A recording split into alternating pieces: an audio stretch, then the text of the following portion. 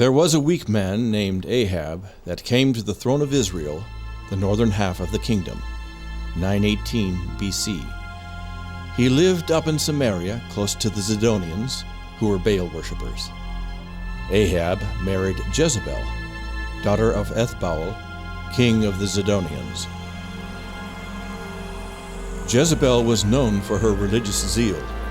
She despised the God of Israel and promoted Baal worship throughout the land. Find all the prophets of Jehovah and kill them. Baal will be our God. The king had a servant named Obadiah who worshipped Jehovah. I must find the prophets of God and warn them. Obadiah hid 100 prophets in a cave and brought them food and water. But there was one prophet of the living God that wouldn't stay hidden, Elijah. O King Ahab, because you have forsaken the God of your fathers and followed your wife Jezebel in working wickedness, Jehovah says there will not be rain or dew upon the land of Israel again until I command it. Ha ha! So you think you are a prophet, do you? Well, I have 1,000 prophets, and they say nothing of a drought. We have had plenty of rain these last years. You pious fraud, get out of my way! As the famine got worse, people began to starve. The false prophets called on Baal, but Baal could not answer. The drought continued with not a drop of rain or dew. God sent Elijah down to the home of a widow woman, telling him that she would give him a room and feed him until the drought was over. Could you bring me a drink of water, please, and a little bread to eat? I tell you the truth, I have enough flour and oil left to bake 2 little pieces of bread. I was just about to cook it for my son and I. We were going to eat it and then lie down to die. There is no hope. God is punishing us for our sins. Do not fear. God will take care of you. Bake the bread you spoke of and bring it to me first. Afterward, you and your son can eat.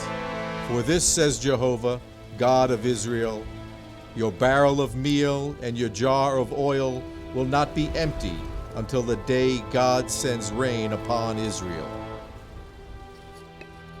It's true. There is still flour in my barrel and oil in my jar. We can't pour it all out. It just keeps coming. It's a miracle. God is good. For the next 2 years, the 3 of them ate bread from that 1 barrel of meal. One day, Elijah came home to his room in the widow's house to find that her son had died. He came down with a fever and died. What have I done to hurt you? Did you come here just to remind me of my sin and forgot to kill my son? There is still a God in Israel. O Jehovah, let the soul of this child come back into his body. God heard the prayer of Elijah and sent the boy's soul back to re-enter the dead body. Thank you, Lord God of Abraham, Isaac, and Jacob. You alone are God. My son! I told you there was a God in Israel. The famine continued for 3 years. The people were starving, but they continued to worship the false god Baal. Why doesn't Baal hear us and send rain? Maybe Baal is just a dumb idol. He doesn't have any ears. Jezebel and Ahab blamed Elijah for the famine. They sent soldiers throughout all the land and even into neighboring countries to find Elijah. Their orders were to kill him on sight. Send us Elijah. If you are hiding him, you will be killed. Ahab, are you looking for me? Are you the one that has been troubling Israel with this famine? You are the one that is troubling Israel with your idols. Let us have a contest between Jehovah and Baal. Bring your 850 prophets and meet me at Mount Carmel. A contest, you say? Sounds interesting. We'll see you there. Several days later on Mount Carmel. How long are you going to stand between two opinions? There is only one God. If Jehovah is God, then worship him only. If Baal is God, then worship him. Make up your minds. I challenge you, prophets of Baal, to a contest. Then we will find out who is the true God. Yes, a contest between the gods. What shall we do? You build an altar to Baal, and I will build one to Jehovah. We will put wood on our altars, and we will lay the sacrifice on the wood, but we will put no fire under it. You will pray to your Baal, and I will pray to Jehovah. The God that answers by sending fire on the sacrifice will be the true God, and we will all worship him only. Since you have me outnumbered, you can go first. O Baal, hear us this day. We dedicate this sacrifice to your great name. O Baal, the great and mighty! Oh, Queen of Heaven, come and help Baal this day! If Baal is a god, then he is not paying attention to you. Maybe he is talking, or just can't hear you. Or perhaps he is on a journey, or sleeping. That's it, he is asleep. And you need to shout louder so you can wake him. You dirty... You can't do any better. Let's not give up, men. Perhaps if we cut ourselves, Baal will be pleased. The prophets of Baal became desperate and began to throw themselves on the ground, cutting their flesh and screaming so Baal would hear them. I offer you my blood, O Baal. Hear us. Send fire. Vindicate yourself. Look at you. For 9 hours you have been calling on a God that does not answer. If he was a God, surely he would take this opportunity to prove it. Now it is my turn. Come near and watch closely what I do. O Baal, why do you not answer? Why is he digging such a deep pit? Huh. He is just stalling, hoping it gets dark. When are you going to start praying? This is not a digging contest. Go and get 4 barrels of water and pour it on the sacrifice and the wood. Water? It won't burn if you wet it down. This prophet is crazy. He will never live to see the sun go down. It is not wet enough. Pour 4 more barrels of water on it. Has he lost his mind? Why does the king put up with it? Is anything too hard for the living God? Pour 4 more barrels of water, and you will know there is a God in Israel, and his name is not Baal. Ahab will have his head for this. Stand back. Father, move on back. Jehovah, God of Abraham, Isaac, and Israel, let it be known this day that you are the only true God, that I am your servant, and that you have turned their hearts back to yourself.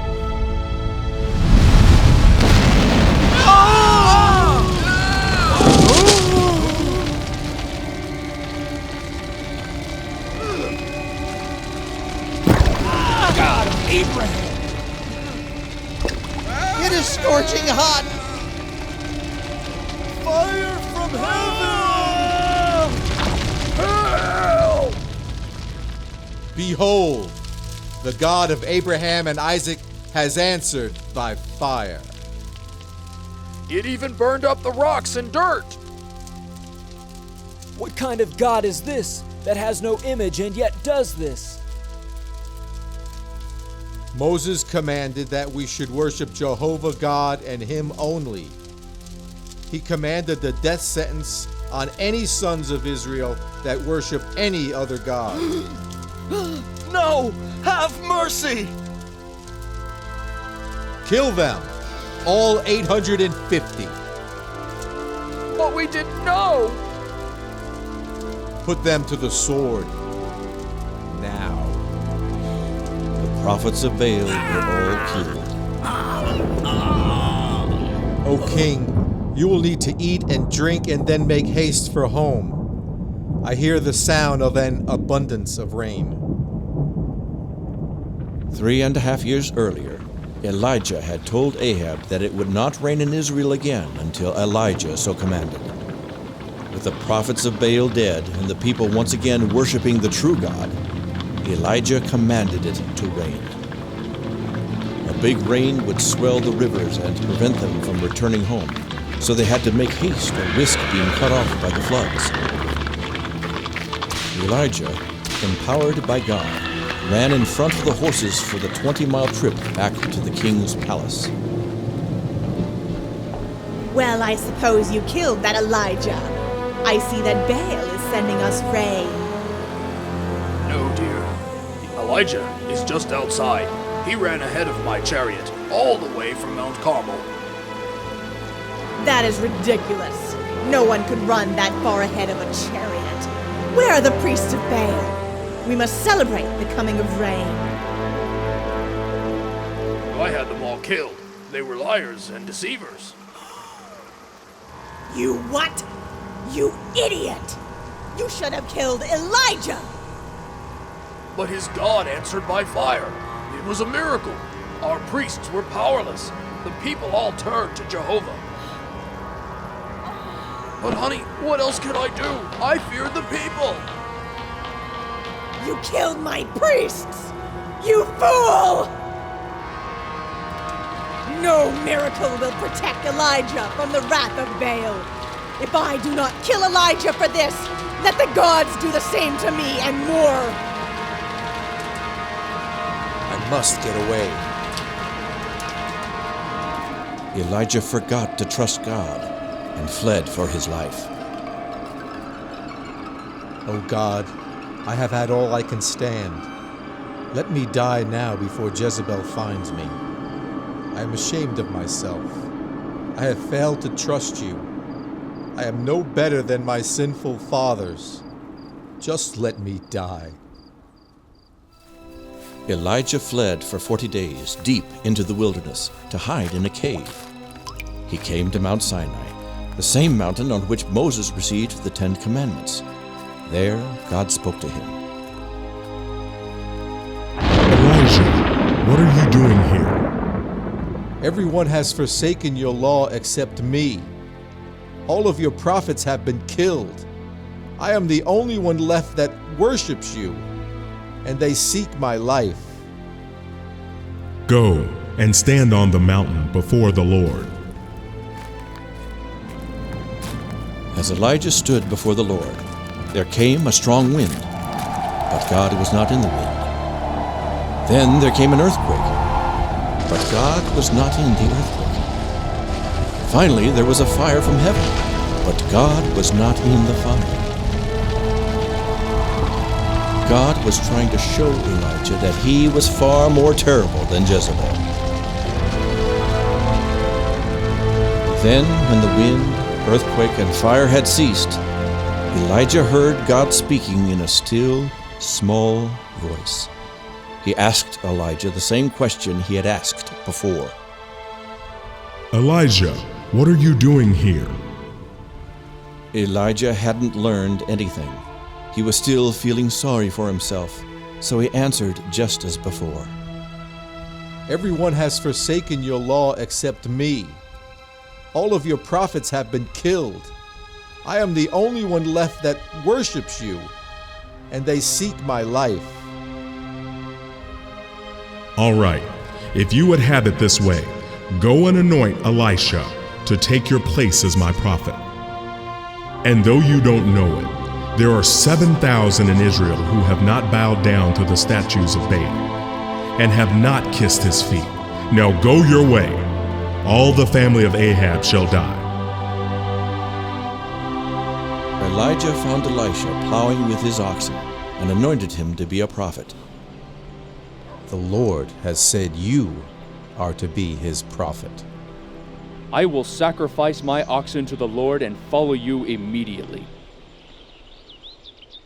Right next to Ahab's palace was a vineyard owned by Nabal. Ahab often looked out the window and admired its beauty, wishing it was his. The more he thought about it, the more he wanted his neighbor's property. The commandment says, "Thou shalt not covet." But Ahab did not regard Jehovah. Ahab had plenty of money, so he decided that he would just buy the vineyard. Sell this vineyard to me. It is right next to my house, and I will give you a better vineyard somewhere else. God would not permit such a thing. This property has been in my family for over 500 years. The law commands us not to sell our land outside the family. Tell me, my dear, why do you not eat? Why are you so sad? Because Naboth will not sell his vineyard to me. You are the king. You have the power to do anything you please. Don't let one lowly peasant stand in the way of your happiness. I will get the vineyard for you. I will pay you more when the job is done. Now keep your mouths shut, or you may get the same. Moses' law says, "Thou shalt not bear false witness against thy neighbor." There, that's the one. Yeah, and he said the king should die. And he said God sends devils to possess the king. Then he deserves to die. They carried Naboth off and killed him. There, dear. Now you have your vineyard. You can't get ahead in this world unless you are ruthless. The strong survive. It is lovely, isn't it? I deserve it, don't I? Jezebel knew that her god, Baal, did not have eyes to see. But there is a God in heaven that sees every act and never forgets. Elijah, Ahab has gone down to the vineyard of Naboth to possess it. Go and meet him there. Deliver my word unto him.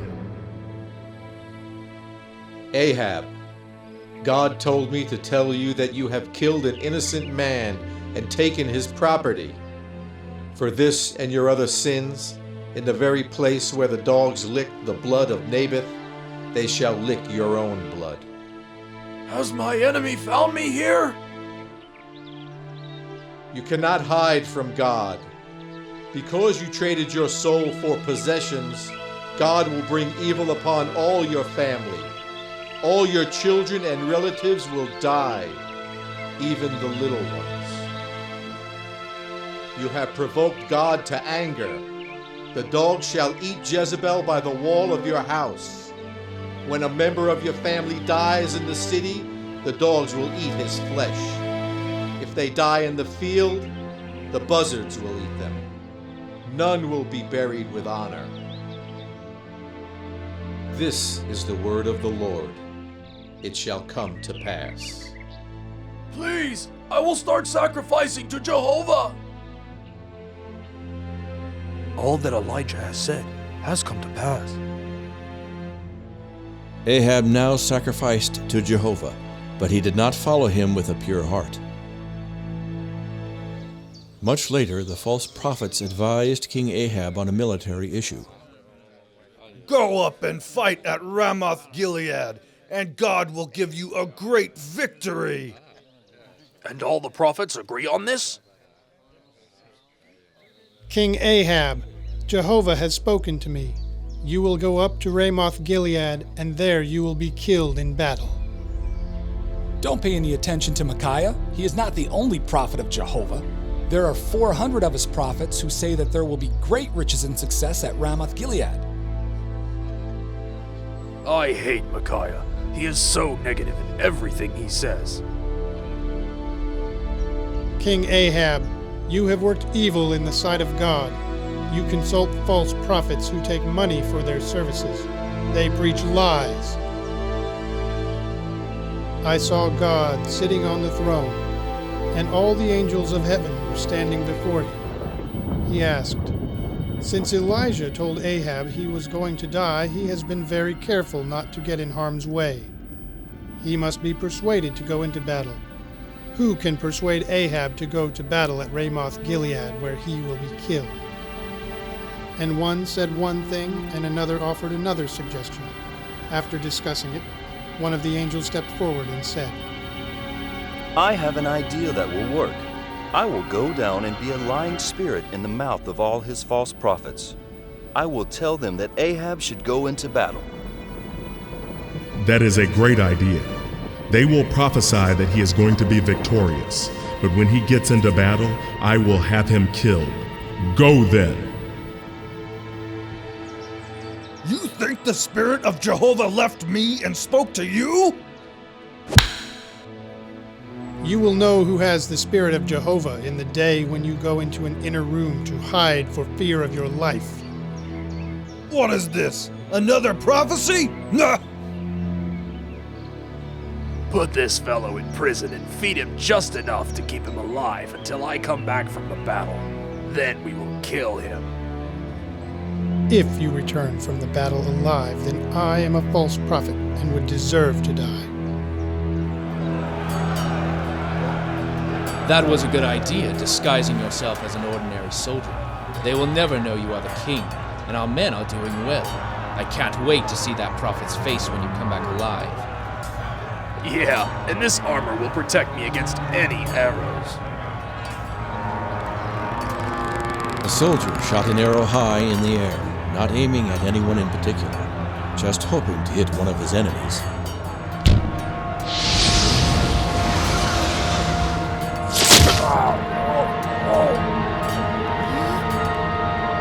What?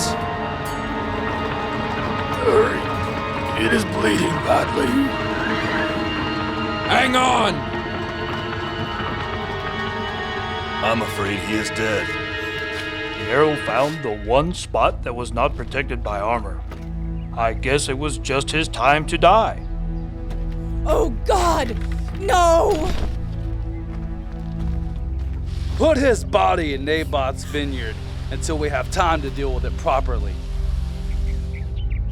Just as Elijah had said, the dogs were licking the blood of Ahab right under Jezebel's window.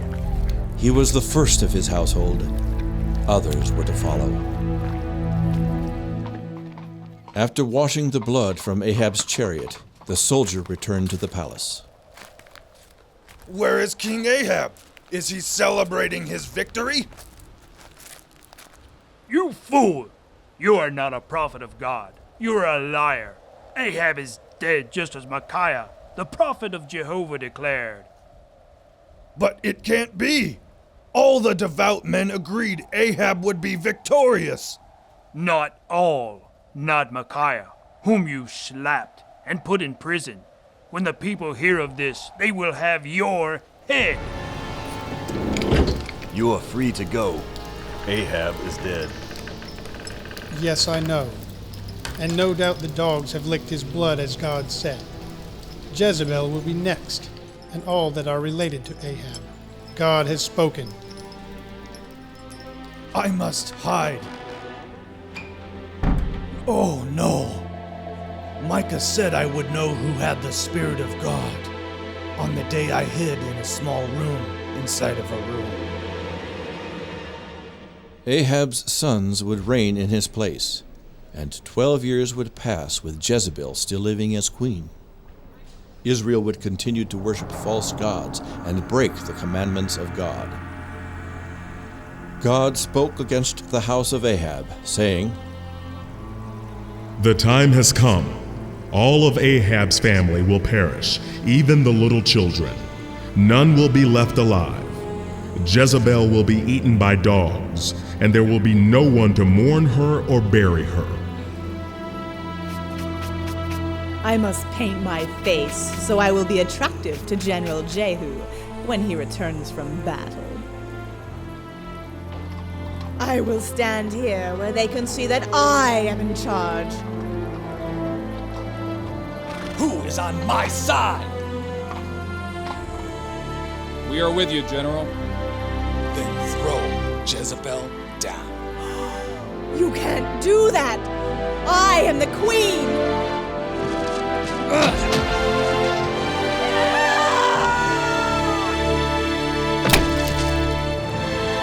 Leave the body lying. Dogs ate Jezebel and licked up her blood on the very spot where they licked her husband's blood, just as the prophet of God had said. But the dogs would not eat the dirty hands that had done so much wickedness. Just as the prophets had said, the rest of Ahab's children were all killed by the people of the city until there was none left of his family. Those who died in the fields were eaten by the buzzards, and those that died in the city were eaten by the dogs. Nothing was left to bury. Truly, the wages of sin is death.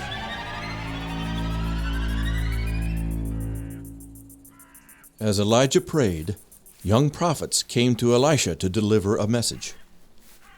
God has spoken to some of the young prophets. Did you know that today your master Elijah is going to be taken to heaven? Yes, God told me also, but be quiet. Do not say any more. Elisha, you stay here. I'm going to take a trip down to Jericho.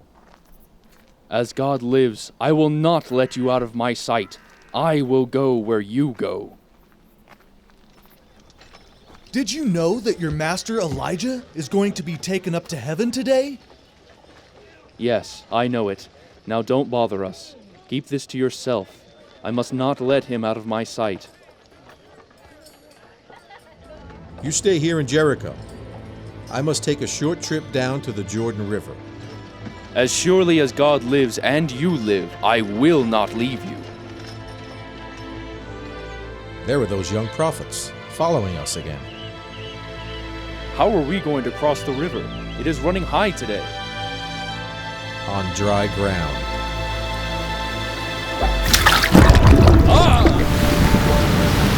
Did you see that? The water stood up so they can pass. Yeah, just like with Moses. I wouldn't have missed this for anything. I wish the prophets of Baal could have seen this. What is it you would have me do for you before I depart? Give me a double portion of the Spirit of God that rests upon you. You have asked a hard thing, but it shall be done if you see me when I am taken up into heaven. The chariot of God. And a whirlwind. The chariot of fire separated Elijah from Elisha. Elijah was taken up to heaven in the whirlwind. Then all was quiet. Elijah was now in God's presence. All that is left is his mantle. It is what he used to part the waters. Where is the God of Elijah? The spirit of Elijah is upon Elisha. Man, this is some kind of day. Elisha went on to perform twice as many miracles as did Elijah. He was faithful to God, but the people would not completely turn from their idolatry. Where did Elijah go? We must go look for him. There's no use. He has gone to heaven.